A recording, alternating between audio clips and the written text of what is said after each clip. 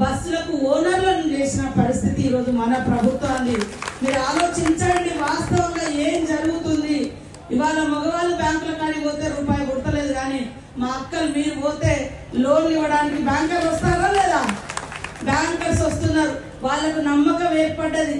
వీళ్లకు government support సంపూర్ణంగా ఉంది, ముఖ్యమంత్రి గారి సపోర్ట్ సంపూర్ణంగా ఉంది.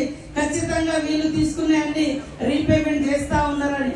కాబట్టి మీరందరూ ఉన్నతంగా ఎదగాలనేదే మా అందరి కోరిక. మీకు నచ్చింది కొనుక్కోవడానికి మీ చేతిలో 4 రూపాయలు ఉండాలి. మనకు నచ్చిన తిండి తినడానికి మన చేతిలో 4 రూపాయలు ఉండాలి. మన నచ్చిన విధంగా, కావలసిన విధంగా పిల్లలకు మంచి చదువు చెప్పాలంటే చేతిలో 4 రూపాయలు ఉండాలి. ఈ 4 రూపాయలు ఎట్లా అయితే ఆదా అవుతుందని ఆలోచించి రకరకాల పథకాలను కూడా తీసుకొచ్చి వాళ్ళ ఉచిత పథకాలలో కూడా మీకు లాభం చేసేటువంటి కార్యక్రమాన్ని మన ప్రభుత్వం చేయడం జరుగుతూ ఉంది. అదే విధంగా 29వ తారీఖు నాడు మరి గిన్నీస్ బుక్ లో మన తెలంగాణలో ఆడుతున్నటువంటి మన బతుకమ్మ చరిత్రను ఎక్కించాలని ముఖ్యమంత్రి గారు మరి ఎంతో పట్టుదలతో ఉన్నారు.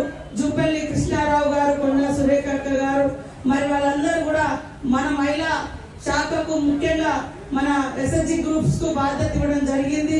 మనమందరం కూడా ఆ గిన్నీస్ బుక్ రికార్డులలో మనమే మన ఫేస్లన్నీ కనబడాలి.